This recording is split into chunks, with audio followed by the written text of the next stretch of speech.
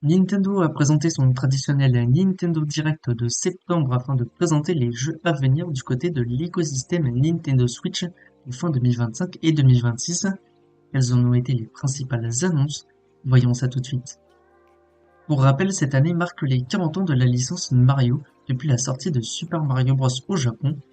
On a donc eu beaucoup d'annonces à ce sujet pour célébrer cet anniversaire. D'abord, on a eu le teaser et le nom du prochain film Super Mario Bros. Sortira au printemps prochain. Il s'appellera Super Mario Bros. Galaxy, qui adaptera donc le célèbre jeu sorti à l'origine sur Wii. On peut donc s'attendre à retrouver Harmony dans le film, mais également Yoshi, qui était teasé à la fin du premier opus.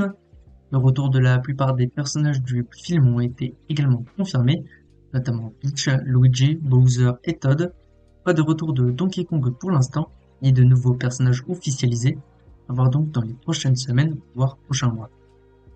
Toujours dans l'univers Mario Galaxy, mais côté jeux vidéo, Nintendo a dévoilé une compilation réunissant les deux premiers jeux Mario Galaxy.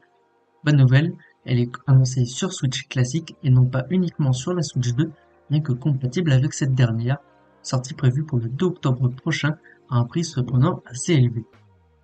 Un nouveau jeu Mario Tennis a également été dévoilé, à savoir Mario Tennis Fever. Il y a évidemment de nouvelles gimmicks de gameplay, notamment au niveau défensif et également au niveau des raquettes. On a la confirmation qu'on aura 38 personnages jouables, un record pour la série. Il y aura également divers modes de jeu, mais aussi un mode aventure où on incarne les personnages du royaume champignon, de retour en mode bébé, où ils doivent réapprendre à jouer au tennis. Ça peut être sympa. Rendez-vous le 12 février prochain sur Switch 2. Ensuite, nous avons eu l'annonce d'un nouveau jeu Yoshi, à savoir Yoshi and the Mysterious Book. Ce sera un jeu de plateforme 2D dans le style des Yoshi's Island, mais avec un style visuel assez mignon. C'est prévu pour le printemps prochain sans date précise. C'était tout pour les annonces faites pour les 40 ans de Mario, et le direct ne s'est pas arrêté là, au contraire, on a eu pas mal d'annonces du côté des jeux à venir, du côté de l'écosystème Nintendo Switch. D'abord, on en a vu un peu plus sur Tomodachi Life, une vie de rêve qui avait été annoncée il y a quelques mois. Globalement, c'est dans le même genre que le premier jeu sorti sur 3DS, mais avec quelques nouveautés. Rien de quoi s'extasier, mais ça promet d'être un bon petit jeu sympa, sans prise de tête, qu'on ressort de temps en temps comme Animal Crossing, sorti prévu pour 2026 sans date précise. Côté Kirby Air Riders, un nouveau direct a été annoncé pour encore un peu plus présenter le jeu. Ce sera à rendez-vous d'ici quelques semaines pour My Hero Sakurai qui présente le jeu, excusez-moi. Hyrule Warriors, les chroniques du saut, c'est un peu plus montré. Pour rappel, le jeu prend place dans le passé, pendant la fameuse guerre du saut présentée dans Tears of the Kingdom. Évidemment, on aura plusieurs personnages à incarner, comme dans les précédents jeux, et à l'instar de l'ère du fléau, on peut s'attendre à quelques changements scénaristiques afin de se décrocher du jeu et de la timeline de Tears of the Kingdom, sortie prévue pour le 6 novembre prochain sur Switch 2. On a eu l'annonce d'un remake de Dragon Quest VII pour la Switch 2, sortie prévue pour le 5 février 2026.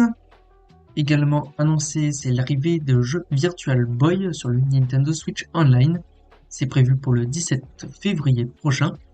Et la petite arnaque dans l'histoire, c'est l'obligation d'acquérir un accessoire particulier pour pouvoir jouer à ces jeux, puisque le Virtual Boy s'apparentait à une sorte de réalité virtuelle.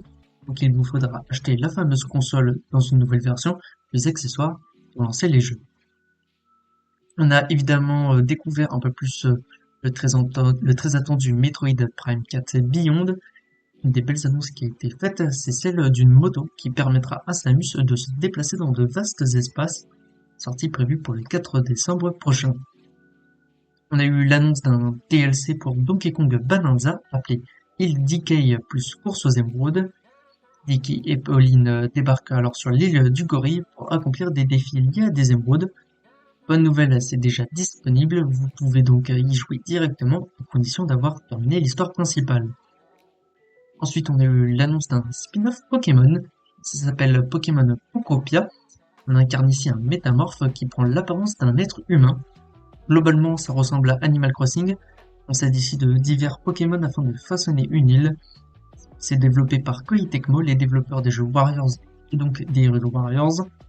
donc pas par Game Freak, qui a donc pu se concentrer totalement sur Pokémon Legends ZA. En parlant du loup, on a des news sur le jeu qui sortira le 16 novembre prochain pour rappel. On a pu voir de nouvelles méga évolutions, notamment pour les starters de la 6G, mais également pour Raichu qui lui aura bien le droit à 2 méga évolutions comme Mewtwo et Dracofeu. Cependant, on a déjà eu l'annonce d'un DLC payant à venir qui comprendra donc ces 2 méga évolutions de Raichu. Je ne sais pas de quoi ça parlera, mais visiblement ça aurait peut-être un lien avec ou pas. À voir, rendez-vous déjà dans quelques semaines pour jouer à Legends ZA. Il y a également eu l'annonce d'un Monster Hunter Story 3 appelé Twisted Reflection. Ce sera dans la continuité des 2 jeux précédents. À voir prochainement pour plus de détails. On en a vu un peu plus sur Resident Evil Requiem qui s'est donc annoncé pour la Switch 2, en plus des autres plateformes. Pour l'occasion, Capcom a dévoilé de nouvelles images du jeu, sortie prévue pour rappel pour le 27 février prochain.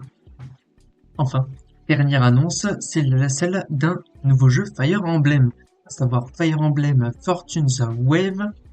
La célèbre licence de jeu de stratégie reviendra donc pour un nouvel opus en 2026. Concernant l'histoire, elle semble se dérouler pendant des jeux héroïques, mêlant complot et jeux politiques. On en découvrira sûrement plus dans les prochains mois, pas de date précise pour l'instant, mais probablement d'ici fin 2026, pour poser les mains sur le jeu. Voilà tout pour les annonces qui ont été faites lors de ce Nintendo Direct, un direct en demi-teinte avec beaucoup d'absents. Pas de nouveaux jeux Mario 3D annoncés pour les 40 ans de la licence, Splatoon Raiders aux abonnés absents, un rythme étrange, quelques annonces intéressantes certes, mais un cruel manque de projection pour 2026. Rendez-vous donc d'ici quelques mois pour un nouveau gros Nintendo Direct, probablement début 2026, courant janvier.